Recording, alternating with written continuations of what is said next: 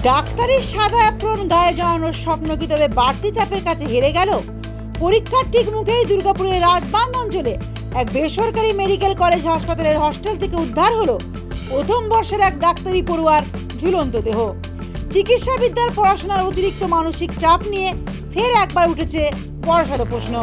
21 বছরের অভিষেক কুমার বাড়ি বিহারের সীতামারি এলাকায়। শুক্রবার দুপুর 2:30 নাগাদ ঘটে এই মর্মান্তিক ঘটনা। রুমে তখন অভিষেক একাই ছিলেন, কারণ তার রুমমেট শহীদ গিয়েছিলেন নামাজ পড়তে। নামাজ সেরে ফিরে এসে শহীদ দেখেন রুম ভেতর থেকে পুরোপুরি বন্ধ। অনেক ডাকাডাকি এবং ফোনে যোগাযোগ করেও কোনো সাড়া মেলেনি। জানতে কিছুই পারিনি। প্রথমে যখন দরজা খোলা হলো তখন তো হ্যাঙ্গিং পজিশনে দেখতে পেলাম, তারপরে হসপিটালে নিয়ে যাওয়া হলো।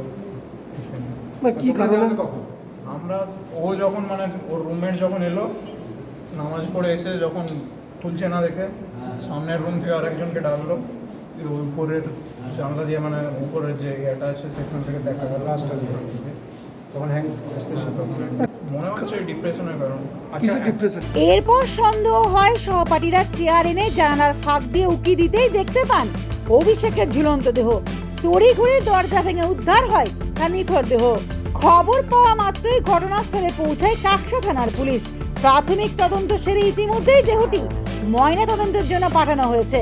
কিন্তু প্রশ্ন উঠছে, ঠিক কি কারণে এই পথ বেছে নিলেন অভিষেক? ওর চেয়ারের উপরে উঠে একজন ওর থেকে দেখে উপরে কাঁচ কাছ থেকে দেখছে ওরকম অবস্থা।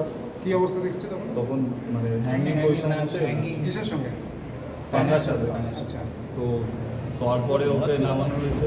তো কয়েকজন মিলে নামিয়ে মেডিকেল পাঠ্যক্রমের মারাত্মক চাপ ও পরীক্ষার ভয়ের দিকটি সামনে এনে কলেজ কর্তৃপক্ষের তরফে সুব্রত ভট্টাচার্য জানিয়েছেন, আগামী 2 দিন পরেই প্রথম বর্ষের পরীক্ষা ছিল। সেই সিলেবাস ও পরীক্ষার টেনশনে অভিষেক কিছুটা চিন্তায় ছিলেন ঠিকই, তবে এর জেরেই কি এমন চরম সিদ্ধান্ত তা খতিয়ে দেখা হচ্ছে। মৃত ছাত্রের পরিবারের সঙ্গে ইতিমধ্যেই যোগাযোগ করা হয়েছে। যে রুমমেট সে গেছিলো নামাজ পড়তে, সে যখন এসে দরজা খুলতে চেষ্টা করে তো দরজাটা খোলে।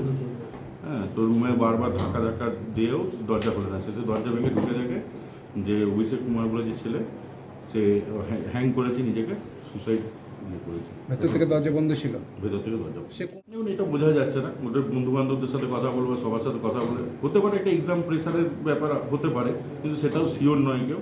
তবে আলাদা কিছু এক্সট্রা আমরা কিছু পাইনি। আমরা ইন্টারনাল একটা ইনকোয়ারিও করেছি, পরিবারের লোককে যোগাযোগ করা হয়েছে, তারা আসছে। তাদের যদি কোনো অভিযোগ থাকে অন্য কিছু সালে কি সেটা নিশ্চয়ই। এ তো দেখুন, এ তো অস্বাভাবিক মৃত্যু, আপনারাও জানেন, এটা পোস্টমর্টম হবে। আরেকটা জিনিস, পরীক্ষার চাপ নাকি অন্য কোনো নেপথ্য কারণ, সব দিক খতিয়ে দেখছে কাকসা থানার পুলিশ। ব্যুরো রিপোর্ট, সমাজ পরিবর্তনে মানুষ।